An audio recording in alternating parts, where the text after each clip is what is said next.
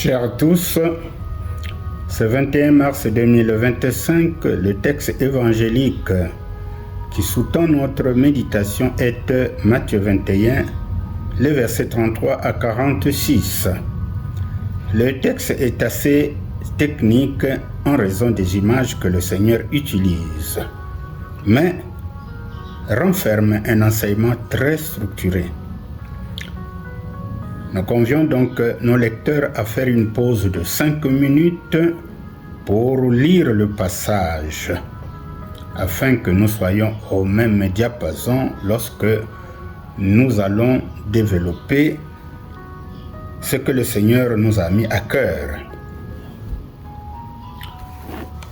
La portée de cette parabole est immense, couvrant des siècles de l'histoire d'Israël.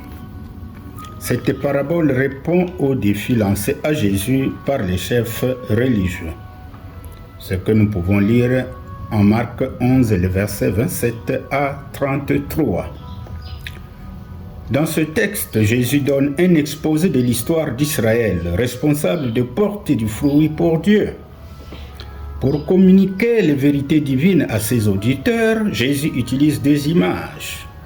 La première, le maître de la vigne et les vignerons. La deuxième, la pierre de l'angle. La première image, le maître de la vigne et les vignerons que nous pouvons lire au verset 33 à 41. Un homme planta une vigne. L'homme désigne Dieu, la vigne Israël. Et nous verrons que Israël dans l'Ancien Testament est aussi désigné par la vigne, ce que nous pouvons lire en Isaïe 5, versets 1 à 7. Dans cette histoire d'Israël, c'est Dieu qui envoie au peuple ses serviteurs, les prophètes de l'Ancien Testament, l'un après l'autre, pour voir si le peuple porte les fruits dignes de la repentance et de la justice. Ces prophètes avaient pour mission de rappeler à Israël l'obéissance due à l'Éternel. Malheureusement, le peuple n'a cessé de mépriser les paroles des messagers jusqu'à tuer certains. Le plus éminent d'entre eux est Jean-Baptiste qui sera décapité pendant que Jésus vient de commencer son ministère.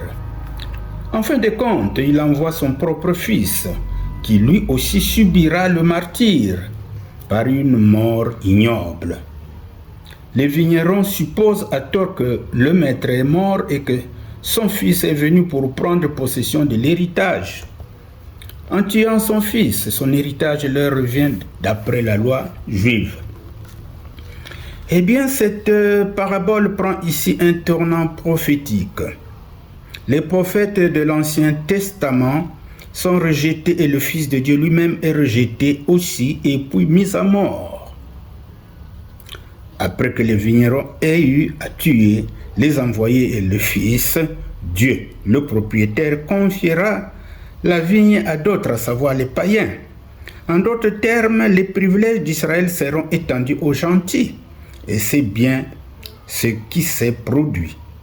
Jésus l'avait déjà indiqué en Matthieu 8, 11, versets 11 à 12. À l'occasion de la guérison du serviteur d'un officier romain. Alors, ce texte sur la guérison du serviteur de l'officier romain mérite qu'on s'y arrête, car les paroles de foi de l'officier romain adressées à Jésus a une place dans la liturgie eucharistique lors de chaque messe célébrée par l'Église catholique, notamment Matthieu 8, verset 8, où il est dit « Seigneur, je ne suis pas digne de te recevoir, mais dis seulement une parole et mon serviteur sera guéri. » Autrement, le royaume des cieux a été enlevé aux Juifs incrédules et confié aux croyants païens. Ainsi, le royaume de Dieu n'appartient plus aux descendants d'Abraham selon la chair, mais à la véritable descendance d'Abraham selon la foi, comme cela est décrit en Galates 3, les versets 6 à 9. Le deuxième point, la pierre de l'angle, que nous pouvons lire au verset 42 à 46. Eh bien, en citant le psaume 118, verset 22, Jésus montre aux Juifs ce qui leur arriverait s'ils le rejettent. Lorsqu'il dit la pierre qu'ont rejetée ceux qui bâtissaient est devenue la pierre de l'angle. Dans l'image utilisée par le psalmiste, cette pierre est celle qui, placée comme fondement ou sous-bassement à l'angle d'un bâtiment, supporte deux murs et soutient tout l'édifice. Voilà ce qu'est Jésus dans le temple spirituel qui va s'élever à la gloire de Dieu. Les bâtisseurs sont ici les chefs religieux. Cette pierre n'ayant pas été utilisée par les bâtisseurs, ces derniers sont tombés sur elle et ont été brisés. Autrement dit, la chute du peuple d'Israël et la destruction du temple de Jérusalem ont eu pour cause le rejet de Christ. Jésus deviendrait ainsi la pierre de l'angle d'un nouveau temple, l'Église, le nouvel Israël. Ce Jésus qu'ils avaient rejeté tombera un jour sur eux pour les juger. Les païens ont donc reçu la vigne, c'est-à-dire ont eu aussi accès dans le royaume de Dieu par la foi. Eh bien, nous pouvons dire que le passage de l'image de la vigne à celle de la pierre principale de l'angle permet ici de faire allusion à la résurrection. En effet, le fait que Christ soit rejeté et mis à mort, puis ressuscité, les chefs juifs ne s'étaient pour autant pas tirés d'affaire, car Jésus crucifié et ressuscité sera davantage prêché par ses disciples à partir de la Pentecôte. Et ses opposants seront de plus en plus écrasés face à la puissance montante de la foi de l'Église de Christ naissante. Cette parole de la pierre angulaire est une référence au psaume 118, psaume chanté de l'Hosanna, terme grec désignant le cantique chanté au moment de la Pâque et autres grandes fêtes, notamment celle des tabernacles. Eh bien, nous pouvons lire en Matthieu 21, verset 9, lorsque Jésus entra triomphalement à Jérusalem, le peuple dit « Hosanna au fils de David, béni soit celui qui vient au nom du Seigneur, Hosanna au plus haut des cieux. » Alors, ce psaume était donc considéré comme annonçant la venue du Messie. Eh bien,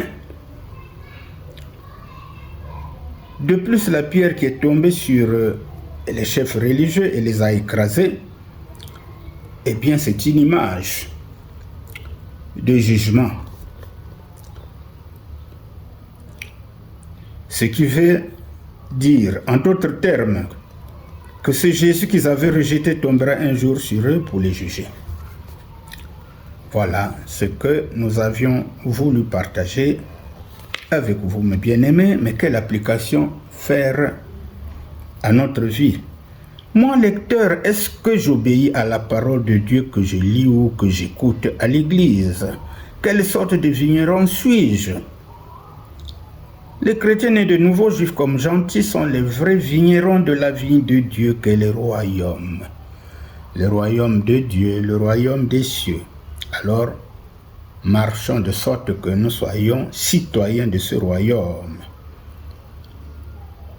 Voilà ce que nous avions voulu partager avec vous. Continuez à potasser le texte et le Seigneur vous donnera d'autres enseignements. Que Dieu vous bénisse. Likez, partagez. Et c'est de cette manière que nous serons tous bénis dans le nom de Jésus-Christ. Amen.